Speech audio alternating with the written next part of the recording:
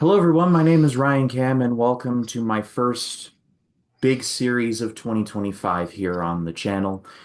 I said in my channel update video I was going to be bringing back my Sunday videos, and so this is my first Sunday video of the year. And the theme for this month is going to be movies released in January that are actually good, because January is notoriously a pretty bad month for movies. So I found a few movies that were released exclusively in January that are actually good. Kicking things off is Tremors. This was released in 1990. It was directed by Ron Underwood and starred Kevin Bacon, Fred Ward, and I got the perfect guy to join me for this video and help me kick off my year here on the channel. He is from the Movie Hero Network. He is from the Lonely Marks podcast, and he's potentially the biggest fan of this movie that I could find. It's Austin Pez Howell. Pez, thank you for joining me. Yeah, this won't be the only show I do in January about Tremors. I've already been hit up for another show and probably another one after that. Anybody who knows me knows some of my favorite movies of all time, and I think Jacob, it's one of those things where like we all kind of have those movies we're sort of associated with, over the years that we all kind of, some movie comes up, oh, you should talk to that person, and I think Tremors has come up more than enough times on the Movie Hero Network to where people know I'm a giant fan of it. It's my second favorite movie of all time, just right behind Aliens, but it's in good company. I will say this: it is probably the movie I've seen more than any other movie ever made. And I know people exaggerate, when you say, "Oh, I've seen that movie 1,000 times," whatever. In this case, Jacob, that might actually be true. I might have seen this movie close to 1,000 times. It's very close to that. It is my comfort movie. It is one that I watched every time it was on cable growing up, and it was on USA a lot. Like, this is a Universal movie. It was on USA a whole lot, literally almost every week or other week. Had it on VHS. I've owned it on every piece of physical media you can own it on, and yeah, I love this movie to pieces. It is my jam. I was looking for a top man to review this with me, and I clearly found it. But like I Yes, said, like I yes. said, movie was released in 1990. Pretty big year for Kevin Bacon. He was also in Flatliners that year. Same haircut and Mm-hmm. everything. Mm-hmm. Yeah, no, and one of those things where he thought his career was on a downtrend, even though after this, and 2 years after this, he's in like A Few Good Men. Like he was still in a lot of movies, and doing his thing. So I don't know where he got this idea that he was, at the bottom of the barrel. But I know at the time he got cast in this movie and then was in it, he thought that this was going to be a terrible flick. It's a little creature feature about these underground worms. And, he thought it was just the lowest of the low. He actually later on said he had a great time making this movie and he actually cherishes the time he did. And he only felt that way because both the movies that he was in 1990, this and Flatliners, were kind of bombs at the time, just box office bombs, but both picked up steam later. Yeah, I've already reviewed Flatliners. I loved it more than I was expecting. And honestly, I love this movie more than I was going to expect too, because I read the premise for this. I'm like, okay, this sounds like Dune, but in the West and on Earth. So let me stop you right there. Is this your first time watching Tremors? Yes. So you're with somebody who's watched it probably close to 1,000 times, and I'm watching it, and I'm discussing with somebody with fresh eyes who this is their first time seeing it. I like it. I like it. So But I'm always worried. I'm always worried about that because you never know, like somebody in fresh eyes in 2025 watching this movie, if it's going to work. Like is it going to work? But you tell me, did it work for you? no, I had a great time with this. It's Kevin Bacon and it's Fred Ward fighting off giant sandworms in the desert. What's not to Hmm. love about that? That's what I keep telling people. But more a little more about the plot. It's about these two and this people in this little town in the middle of nowhere in the West. Like you could pretty much like just it's pretty much like I'm pretty sure it's next door to the town and cars that built the highway next to it to bypass 10 Yeah. people 10 minutes from driving. You can count the number of people that live there on like two hands, pretty much. It's Perfection, Nevada, population 11. I should be specific, but yes, about 37 miles from Bixby, Arizona. So it's on the Nevada border, right outside of Bixby, Arizona, to give you some context. But then everything's going well, and then all of a sudden, giant sandworms come out of the ground, and it attacks pretty much everything that everything that with motion and movement. And And I think the biggest takeaway that I got first from this, like immediately afterwards, was I love the design of these sandworms. You could tell that somebody made this. These were all practical effects. And Yes. like the CGI, like I don't want to bring up Dune again, but that's the nearest example I can find. The sandworms in the latest Dune are awesome looking, but they're CGI. Someone clearly made that in a computer. Someone made these worms with their two hands, and crew, and I'm sure crew made this with like their two hands, and like there was a lot of manpower in it, so I don't want to discount them.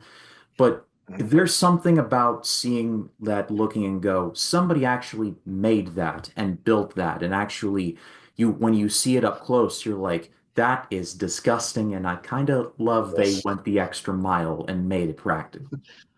Well, I've always advocated, Jacob, not only for practical effects and makeup and all that kind of stuff, but I miss goo in horror movies. Is what I have to call it. I miss slime and goo, and there's plenty of it to be had in this one. You know, when I'm jumping all over the place right here, but when it breaks into the concrete wall, and they pull it out of there, and there's just orange goo dripping and dropping everywhere. Every time you get the close-ups, you see the little tongue worms. You open up their mouths, and there's mucus and goo in there. And I just appreciate, again, it makes things tangible, which is why I appreciate a lot of these types of movies. A lot of these old school more movies, and this one feels like an '80s movie, even though it is an '80s. I mean, it's right on the border because, like I said, it came out January of 1990, so it's like barely a '90s movie, but it feels like an '80s movie, and I think it feels like it has that '80s horror quality. It has that '80s horror comedy quality to it, and yeah, it has those '80s effects, and you could tell that people put good care into making something special with this, and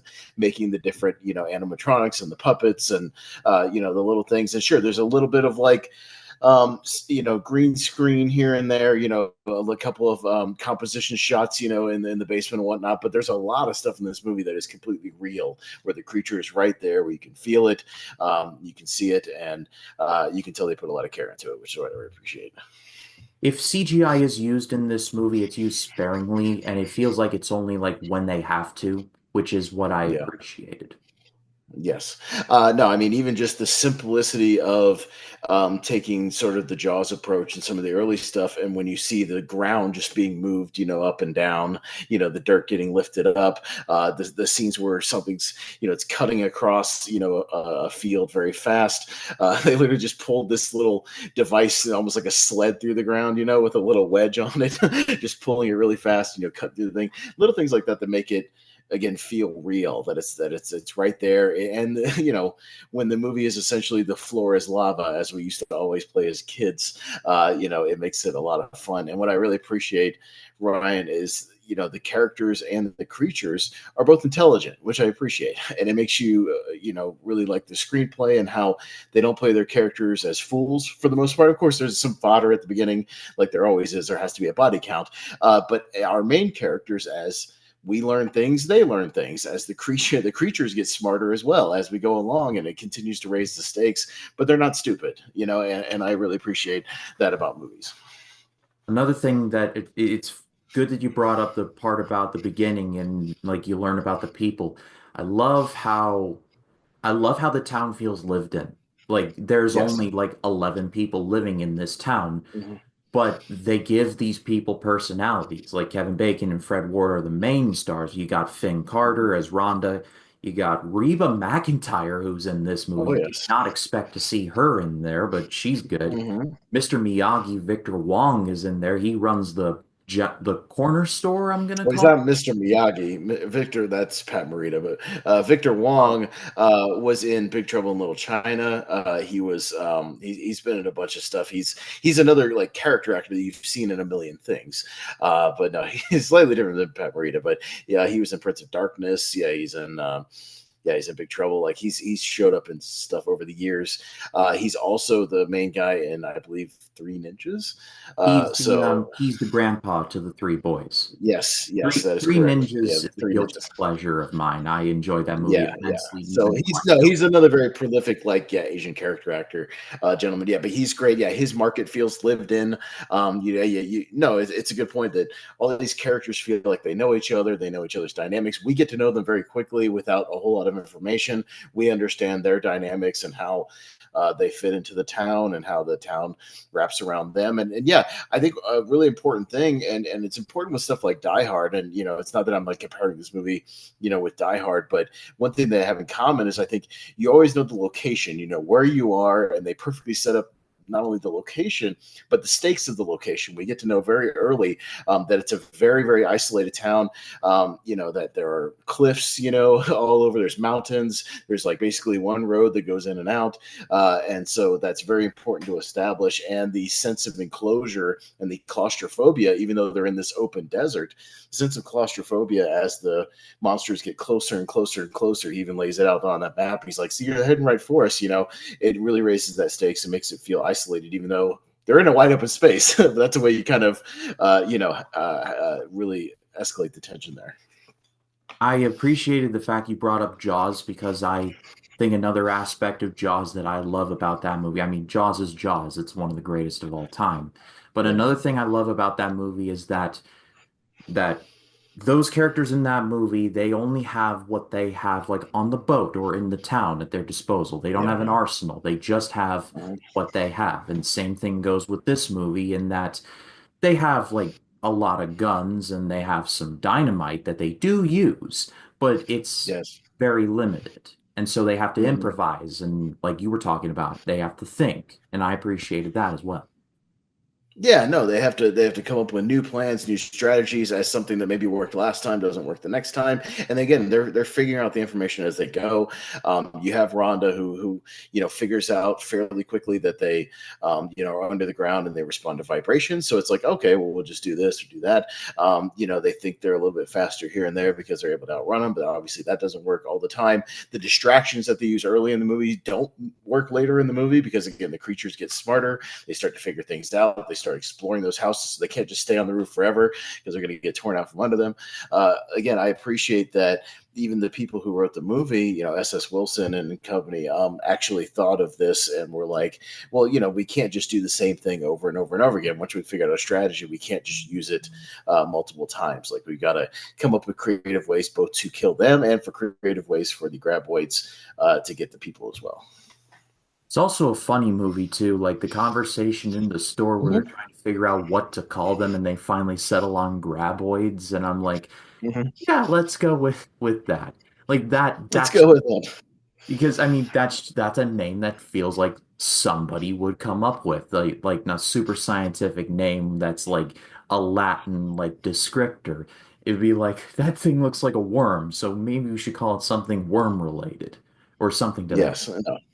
Well, because they're trying to figure out, they're like, I don't like oid, something oid, a snakeoid, because they kind of look like snakes, and he's like, and they grab, yeah, graboid. That's what I like, graboid.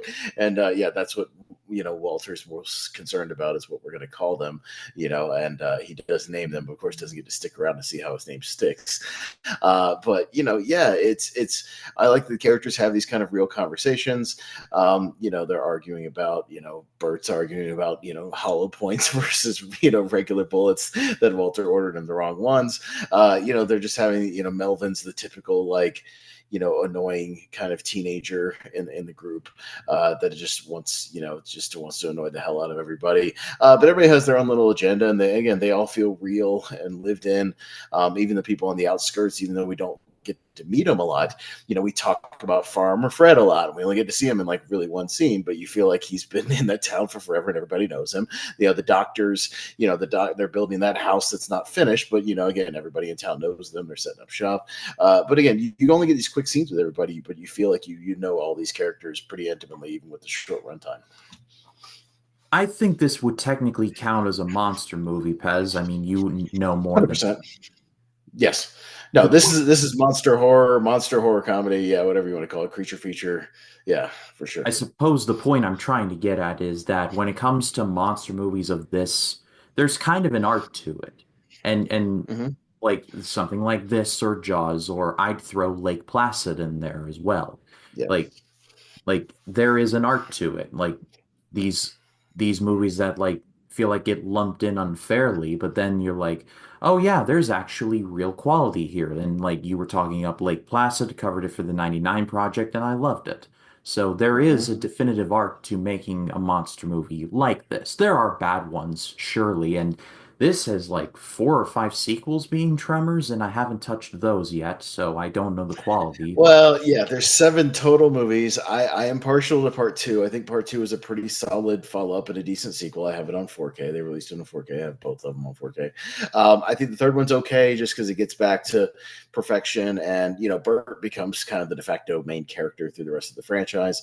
But yeah, I mean, I think after the third one, they kind of go off into some wacky directions, and they're okay for background noise. I don't think they're overly spectacular. I think the second one's pretty solid, but even that one doesn't totally touch the original.